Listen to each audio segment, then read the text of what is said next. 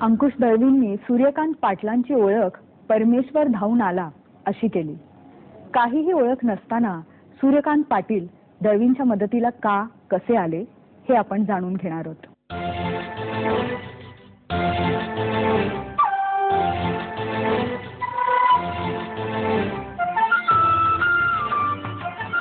तुमची ओळख तुम्ही ऐकलेली असेल, दळवींनी आता केली. ते म्हणाले सूर्यकांत पाटील अगदी परमेश्वरासारखा धावून आला. तर तुम्ही ह्या केसमध्ये कसे इन्व्हॉल्व झालात आणि तुमचा मूळ व्यवसाय काय? माझा कन्स्ट्रक्शन व्यवसाय. हां, माझं सातारा जिल्हा आणि पुणे जिल्ह्यात काम करतो मी. अंकुशजींनी सांगितलं की तुम्ही प्रायव्हेट डिटेक्टिव्ह आहात. मग हे कन्स्ट्रक्शन आणि प्रायव्हेट डिटेक्टिव्ह 99 साली म्हणजे 29 नोव्हेंबर 1999 त्या दिवशी माझ्या संकेत नावाच्या मुलाचं खंडणीसाठी अपहरण झालं होतं.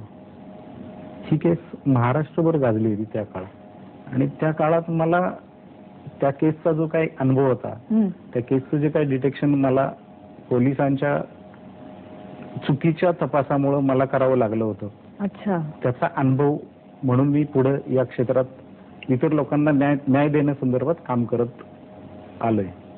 तशा पद्धतीनंच मी यांच्या जो तपासाचा जो भाग होता त्या तपासात सुद्धा मी एंट्री केली. पण तुमच्या मुलाचं अपहरण नेमकं कोणी केलं होतं? माझ्याकडचाच एक कामगार होता. माझ्या बंगल्याचं फर्निचरच्या पॉलिशचं काम चाललेलं होतं. अच्छा.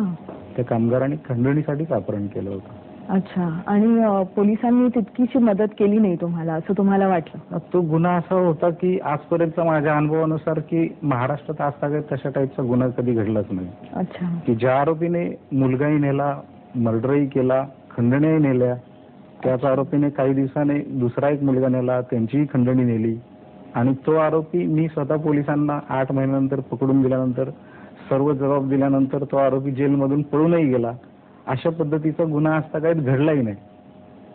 खूप मोठा अनुभव त्या तपासात मला मिळाला आणि म्हणून माझ्याकडे तेवढ्या पद्धतीचा अनुभव आला म्हणून मी तो दुसऱ्यांना शेअर करण्यासाठी प्रयत्न करतो. मग तुम्हाला साहिलच्या केसच्या बाबतीत कसं कळलं? म्हणजे कृष्णा नदीत कराडला असा असा प्रकार घडलाय, डेड बॉडी आढळून आली आणि त्या एरियातल्या बऱ्याचशा लोकांना माझ्याबद्दलची माहिती असल्यामुळे मला त्यांनी इन्फॉर्मेशन दिली. बरं. इन्फॉर्मेशन दिल्यानंतर मग मी कराड पोलिसांशी डायरेक्ट कॉन्टॅक्ट केला. माझे या माध्यमात काम करत असल्यामुळे मी माझे त्या लोकांशी रिलेशन आहे. कराड पोलिसांनी सांगितलं की हा गुन्हा अंधेरीमध्ये घडलेला आहे. मग मी सातारा पोलिसांच्या मदतीने अंधेरीवाल्यांचे कॉन्टॅक्ट नंबर्स वगैरे मिळवले. म्हणजे पोलिसांचे आणि अंधेरी पोलिसांनी मला मदत करण्यास या म्हणून म्हणजे विनंती केली. त्यानंतर मग मी स्वतः 21 मार्चला अंधेरी पोलिसांना भेटलो. अंधेरी पोलिसांनी दळवींकडे मला नेण्यासंदर्भात मदत केली. त्या सगळ्या केसमध्ये असं दिसून आलं की 4 फेब्रुवारीला आलेला दळवींना फोन तो लँडलाईन वरून होता. बरोबर. आणि 25 फेब्रुवारीला डेड बॉडी मिळाल्यानंतर आलेला फोन हा जो फोन होता तो मोबाईल वरून होता आणि त्या फोनची एन्क्वायरी करण्यासंदर्भात मी वारंवार पोलिसांना सूचना केल्या. मॅडम मला एक सांगावंसं वाटतं की मी ही जी एक डिटेक्टिव्ह स्पाय संकेत नावाने जी ओपन केलेली आहे तो या एजन्सीमध्ये आणि इतर एजन्सीमध्ये कदाचित असा एक फरक आहे की इतर लोक क्ल्यू देतात. अच्छा. मी डायरेक्ट एव्हिडन्स देतो. बर. ही अशी एक सिस्टम माझी आजतागायत मी जेवढ्या केसेस केल्या आहेत तेवढ्या केसेस मध्ये केले आहेत. दुसरं वैशिष्ट्य असं आहे की कोणत्याही केसमध्ये आजतागायत मी 1 नया रुपया चार्ज केला नाही. स्वतः दळवी इथं आहेत तेही तुम्हाला सांगतील. म्हणूनच त्यांनी तुमची ओळख परमेश्वरासारखी केली. कारण मी ते सॅटिस्फाईड ज्यावेळेस होतील त्यावेळेस मला एवढं समाधान मिळालं असतं. बरोबर. की त्या चार्जच्या कितीतरी पटीत मला समाधान मिळालं असतं. तेवढ्यासाठी मी ते काम करत असतो. सर्व पोलिसांचे पेपर मी 1 एप्रिलला मी ताब्यात घेतले दुपारी. त्यांनी दिलेल्या लॉजवर मी 2-3 तास स्टडी करत बसलो. अच्छा. त्यांनी सर्व केलेलं जे काम होतं त्याच कामात तो तपासाचा भाग होता. आकाश नावाच्या मुलाचा जो मोबाईलच्या सिम कार्ड त्यांनी जे खरेदी केलं होतं त्याच मोबाईलचा हँडसेटचा जो सिम कार्ड होतं. बरोबर. आणि त्याचा जो IMEI नंबर मिळाला होता त्यामध्ये दुसरा ऍट प्रेझेंट कोणता आहे अच्छा. हे पाहिलं आणि बरं. त्याचंही रेकॉर्ड मागवलं त्यांनी. बरं. विदिन 30 मिनिट पोलिसांनी ते रेकॉर्ड मागवून दिलं मला. बरं. आणि 30 मिनिट मागवल्यानंतर त्याच्यावर मी खालची डिटेल्स पाहण्या अगोदर ऍड्रेस पाहिला. तर तो ऍड्रेस उमेश जाधवचा भाऊ जो आहे, मंगेश जाधव या नावाने ते कार्ड होतं. आणि ते कार्ड मग माझा 100% डाऊट झाला. मग क्रॉस कनेक्शन चेक करत गेलो. अच्छा. कराडचे काय कॉल होते, सांगलीचे काय कॉल होते. मी मग लोकेशन चेक गेलो. हा, हा. लोकेशनचे रेकॉर्ड पण मागवले होते. बरोबर. लोकेशनचे रेकॉर्ड मागवले तर 3 फेब्रुवारीला उमेश सकाळी अंधेरी एरियात होता हे हा. लोकेट होतं. हा. 10-10:30च्या दरम्यान जो काय मुलगा गेला तर त्यावेळेस त्याचं लोकेशन तिथंच होतं. हा. परंतु 2:30 नंतरचं जे लोकेशन होतं किंवा संध्याकाळी 7चं जे लोकेशन होतं ते संध्याकाळी 7चं लोकेशन स्वारगेटचं होतं. अच्छा. पुण्या साईडचं, म्हणजे पुणा स्वारगेटचं हा, होतं. हा. आणि त्यानंतरचं 3 दिवसाचं लोकेशन मिळत नव्हतं कारण तो ऑफ होता मोबाईल. ओ. परंतु मग मी असा स्टडी केला की त्याच बिल्डिंग मध्ये राहणारा व्यक्ती, त्याच टायमिंग मध्ये तिथं हजर असणारी व्यक्ती, घटनेच्या पिरियडमध्ये हजर असणारी व्यक्ती, ती व्यक्ती त्याच दिशेला, ज्या दिशेला डेड बॉडी मिळाली त्याच दिशेच्या अर्ध्या रूटवर आपल्याला लोकेशन मिळू शकतं. याचा अर्थ मिनिमम असा निघाला की तिथपर्यंत त्यांनी ती जी काय वस्तू व्यक्ती असेल ती तिथपर्यंत, म्हणजे मारला वगैरे ते काय निष्पन्न नाही, म्हणजे अजून कळलं नव्हतं. पण ऍटलीस्ट की त्याचा सहभाग होता तिथपर्यंत तो गेला होता. गेला आणि तिथून पुढे तो हँडओव्हर केलं. अशा पद्धतीची माहिती माझ्या समोर आली. मी स्टाफला बोलून घेतलं. त्यांनी त्याला नेला. माझ्या समोर काही एन्क्वायरीज केल्या. एन्क्वायरीज केल्यानंतर बऱ्याचशा गोष्टी तो खोट्या सांगायला लागला. ठीक आहे, त्यांनी सांगितलेल्या गोष्टी ज्या ज्या ठिकाणी सेम डे घटना घडली त्यावेळेस गेला होता. तर त्या घटने सांगताना तो बराचसा कन्फ्युज झाला होता. अच्छा. बऱ्याच वेळेला बऱ्याचशा गोष्टी सांगत होता. तरी पण यांना गाडी करायला सांगितली. आम्ही पहाटे स्वारगेटला गेलो, कराडला गेलो.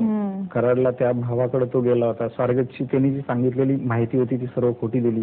कराडला ज्या भावाकडे गेला होता तिथली माहिती खरी निघाली. अच्छा, म्हणजे तुम्ही त्याला सोबत घेऊन गेला? त्याला सोबत पोलिसांच्या सोबत. पोलिसांच्या सोबत गेलो. दुर्दैवाने संध्याकाळ उशीर झाला होता आम्हाला, म्हणजे आमच्या स्टाफला इतरांना पण भूक लागलेली होती. परंतु त्याचा भाऊ काही गावावरून आलेला नव्हता. मग भाऊ संध्याकाळी 8-8:30 पर्यंत 9 पर्यंत येईल असं त्यांनी सांगितलं. म्हणून आम्ही तिथंच थांबलो. त्यांच्या घरातल्यांनी जेवणाची विनंती केली. आम्ही आता म्हटलं जेवणाची वेळ झाली, कशाला नाकारायचं, म्हणून आम्ही सर्वजण जेवायला बसलो. तोही जेवायला बसला आणि जेवण उरकत आलं. त्या दरम्यान उमेश स्वतः त्या घरातून पळून गेला. अरे बापरे. आम्ही रात्रभर शोध घेतला परंतु तो रात्रभर सापडला नाही. तो पळून गेला याचा अर्थ या संदर्भात शिक्कामोर्तब झाला. नक्कीच काही प्रश्नच नाही. परंतु पुढे जाऊन दुसऱ्या दिवशी तो त्याच्या नातेवाईकांनी काही फोन केले. आम्ही शोध घेत असताना तो इस्लामपूरमध्ये आम्हाला मिळून आला. इस्लामपूरमधून त्याला ताब्यात घेतलं.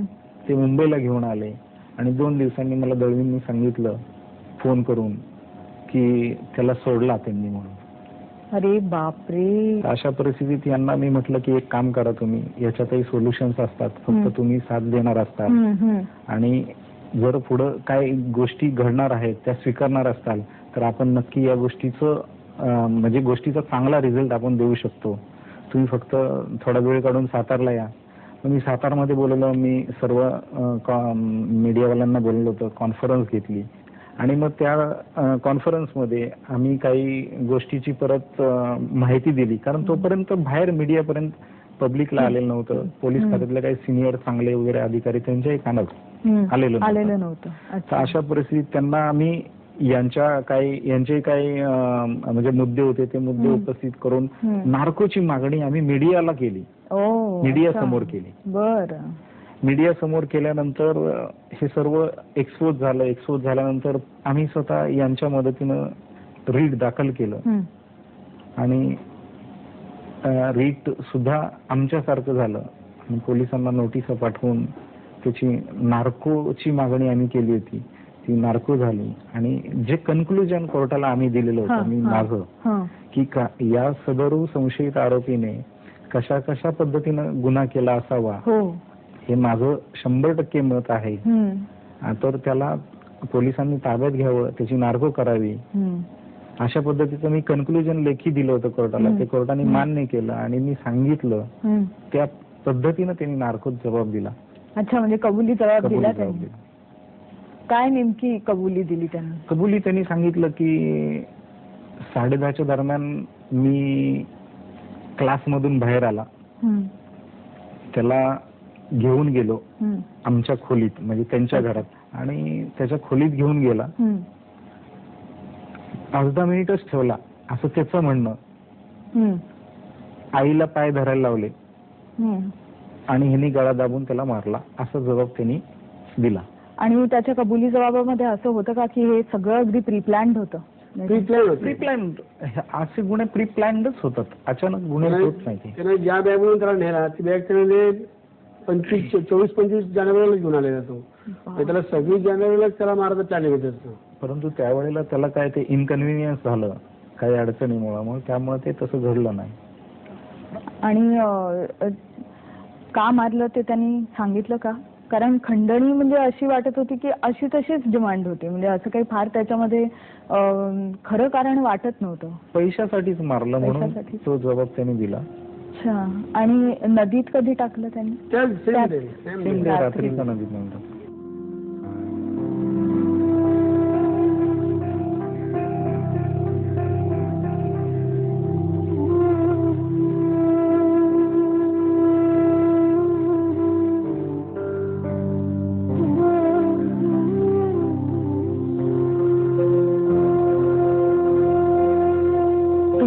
काही शेजारी है, त्यांची एवी है आमच्याकडे. बहुत ही इंटेलिजेंट लड़का, शांत लड़का, और पढ़ने में तो खैर होशियार ही था. मेरा बेटे के स्कूल में जाता था सेंट सेवियर में, तो मैंने पहला माले पे और एक उनको लेकर मैं तुरंत घर पे आ रहा था. मैं बोला पता तो करे क्या? पता नहीं. उसके बाद में पता चला ये पूरा कांड जो आस्ते खुला. तो इनको तो कड़ी से कड़ी सजा मिलना चाहिए, जो भी किया हुआ. ये इनको तो छोड़ना मतलब ये राक्षसों को खुला छोड़ने जैसा. इनको ये इन्होंने पूरा सोसायटी का बदनाम किया हुआ है इन लोगों ने. मग आता काय स्टेटस आहे केसची? तर तो त्याची आई आणि तो भाऊ करायचा ते सहभाग होता, ते सध्या बेलवर आहे आणि तो जेलमध्ये आहे. छाया जाधव या आरोपीला इतक्या सहजरित्या बेल मिळू शकते ह्याच्याबद्दल सगळ्यांनाच खूप संताप वाटतोय. मनीषा, तुम्ही सांगा, तुम्हाला अत्यंत संताप येत असेल की हे आता खुलेआम असे फिरतायत बेल मिळून. तुम्हाला काय म्हणायचं याच्याबद्दल आणि त्यांच्या शिक्षेबद्दलही तुम्हाला काय म्हणायचं? केस अजून आमची उभी राहिलेली नाही आणि तिला कसा काय जामीन मिळाला? तिचा प्रत्यक्ष सहभाग कसा नाही? तिने पाय धरायचं काम केलं. एखादी आई, 3 मुलाची आई छाया जाधव ही, आज तिने 3 मुलांना जन्म दिलाय आणि तीच एका 7 वर्षाच्या मुलाचा जीव घेऊ शकते. मग ती प्रत्यक्ष आरोपी का? असल्या आईला पहिल्यांदा शिक्षा व्हायला पाहिजे आणि त्याच्यानंतर तिच्या मुलाला. त्यांच्या जगण्यात काहीच अर्थ नाही त्यांच्या जगण्याला. तुम्हाला अशी शिक्षा होत नाही ना, म्हणून असे दिवसेंदिवस गुन्हे घडतच चालले. बरोबर. शिक्षा तर यांना व्हायलाच पाहिजे, पण लवकर व्हायला पाहिजे. लवकर व्हायला पाहिजे हे मुळात. परवाची जी आपली केस डोंबिवलीला सेम प्रकार झालेला आहे. बरोबर आहे. तसं जर शिक्षा लेट होत गेला तर ते गुन्हेगारांना काय फरकच पडणार नाही आणि मुकाटपणे गुन्हे करतात. हो, पाटील म्हणाले तसे तुमच्या संकेतच्या ज्या केसमध्ये त्याच माणसाने अजून अधिक गुन्हे केले. तो जेलमध्ये आहे. सातारा कोर्टाने अजन्म कारावास दिला 2002 साली. 2003 साली शिवाजीनगर पुणे कोर्टाने फाशीची सजा दिली. बरं. 2004 साली हायकोर्टाने फाशीची सजा रद्द केली. अच्छा. आणि सध्याच्या परिस्थितीत शासन सुप्रीम कोर्टात अपिलात आहे. अच्छा. आणि जो त्या लेवलला दावा प्रलंबित आहे त्या घटनेला माझ्या माहितीप्रमाणे आता 10 वर्ष झालेली. 10 वर्ष जर होत असतील तर मी एखाद्या व्यक्तीला फाशी द्या, एखाद्याने गुन्हा केलाय म्हणून त्याला फाशी द्या, हे म्हणण्यापेक्षा माझं तर मत आहे की एका व्यक्तीला फाशी देण्यापेक्षा त्या प्रवृत्तीला फाशी झाली पाहिजे. अशा पद्धतीचा प्रयत्न प्रशासनाकडून झाला पाहिजे. पण तुम्ही आता बरेच असे म्हणजे केसेस बघितलेले आहेत, सॉल्व्ह पण करण्यात खूप मदत केलेली आहे. खरंच म्हणजे अशा पालकांना ज्यांना ऍटलिस्ट कमीत कमी गुन्हेगार सापडावा आणि त्याला अटक व्हावी हे तरी निदान वाटतं. तर तुम्ही पालकांना ह्या समाजाला काय म्हणाल? म्हणजे मुलांची काय पद्धतीची काळजी आपण घेतली पाहिजे? मला वाटतं मी काय फार मोठं काम केलं अशातला भाग नाही, परंतु जे काय मी करत असेल तर माझ्यासारखे सुद्धा अजून जर 4 लोक तयार झाले तर नक्कीच त्या जे हे गुन्हे करतात त्या गुन्हेगारांना सुद्धा एक वेगळीच जरब बसेल. तर आपल्याला फक्त ड्रेसवरच्या पोलिसालाच घाबरायला नको, तर जनतेला सुद्धा आपण घाबरलं पाहिजे. निश्चित हा अशा पद्धतीचं जर काम केलं तर नक्की चांगला संदेश त्यातून जाऊ शकतो आणि कदाचित थोड्याफार प्रमाणात अशा घटना कमी होऊ शकतात असं मला वाटतं. मनीषा, तुम्ही आता गरोदर आहात, तर आमच्याकडून मी हीच प्रार्थना करते की तुमच्या बाळाच्या रूपाने एकदा साहिल पुन्हा एकदा तुमच्या घरात यावा, नांदावा. खरंच मनापासून प्रार्थना.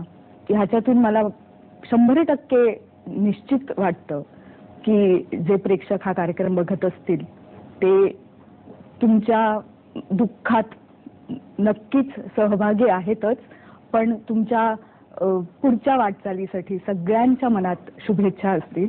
तर आमच्यातर्फे खूप खूप शुभेच्छा. तुम्ही आल्याबद्दल खूप धन्यवाद.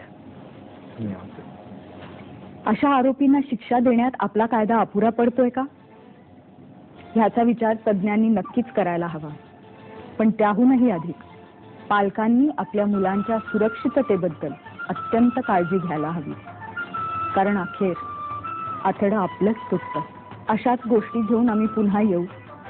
पाहत रहा विवेल प्रस्तुत याला जीवन ऐसे ना.